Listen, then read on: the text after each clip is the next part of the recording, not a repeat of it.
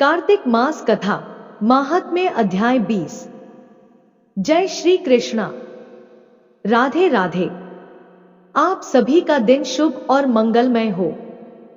आज सुनिए कार्तिक मास कथा माहात्म्य में आगे का अध्याय। आज के अध्याय की शुरुआत हम तारा भोजन की कथा के साथ करेंगे। तो अब बड़ी ही श्रद्धा और प्रसन्नचित मन से इस कथा का रसपान कीजिए।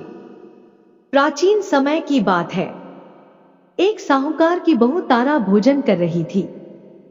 बहू ने सासू मां से कहा, सासू जी मेरी कहानी सुन लो। सासू मां बोली, मुझको पूजा पाठ करना है, मेरे पास समय नहीं है। बहू जेठानी के पास गई, भाभी जी मेरी कहानी सुन लो। जेठानी बोली, मुझे तो अभी खाना बनाना है। बहू देवरानी से कहा, तुम मेरी तारा भोजन की कहानी सुन लो। वह बोली, मुझे तो बच्चों को स्कूल भेजना है, मुझे देरी हो रही है। बहू ने ननद से कहा, दीदी जी मेरी कहानी सुन लो, उन्हें भी देरी हो रही है।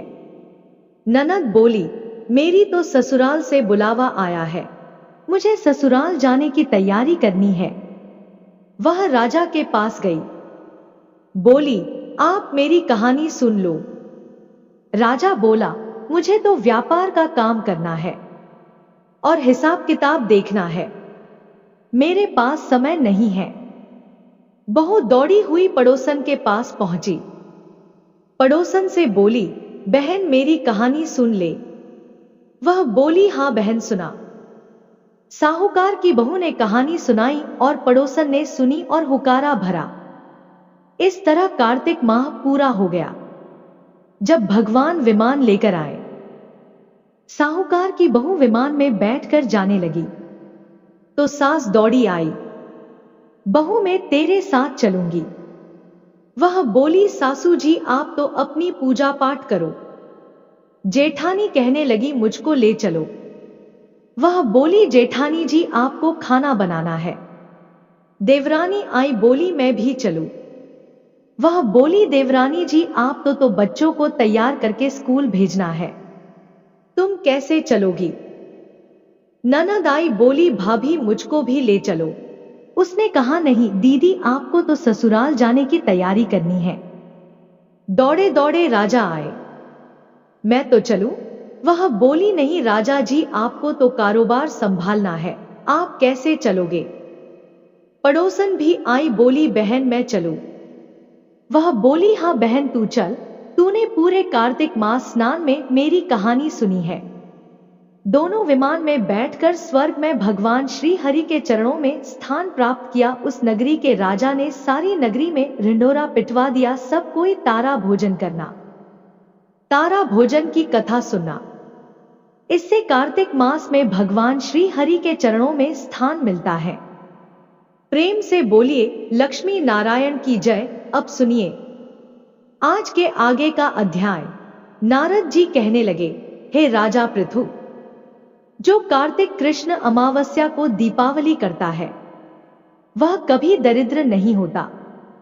इस संबंध में एक कथा सुनो। थुरसैन देश में सत्य शर्मा नाम का एक अत्यंत दरिद्र ब्राह्मण रहता था। उसके मन में सदैव यही लालसा बनी रहती थी कि यदि मेरे पास धन हो तो मैं उसे दान आदि धार्मिक कार्यों में व्यय करूं। इसके लिए वह सदैव विष्णु भगवान का पूजन किया करता था। वह जो कुछ कमाता सब व्यय हो जाता था। तब इस दरिद्रता के निवारण का उपाय पूछने पर एक विद्वान ने उसे बताया कि तुम धन को प्राप्ति के लिए शिव जी की आराधना करो।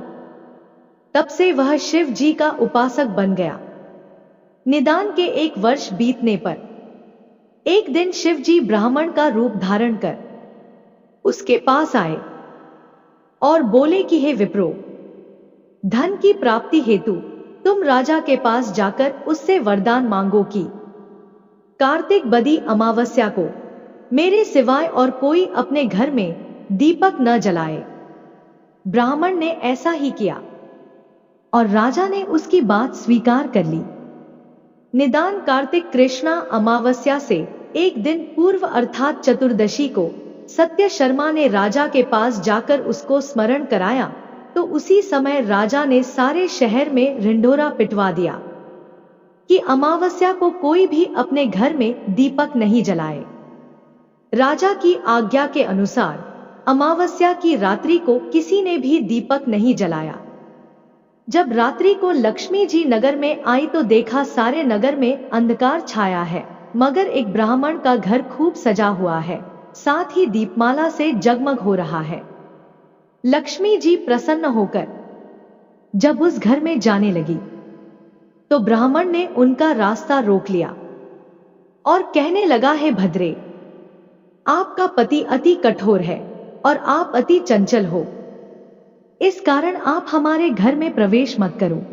तब लक्ष्मी जी कहने लगी कि भगवान के शयन के समय मैं आई हूं, अत निश्चय करके तुम्हारे घर में वास करूंगी।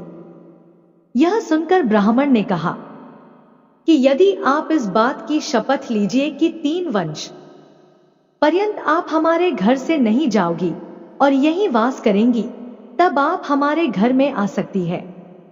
लक्ष्मी जी कहने लगी कि यदि तुम विधिपूर्वक पूजन करोगे तो मैं निश्चय ही तुम्हारे घर में वास करूंगी।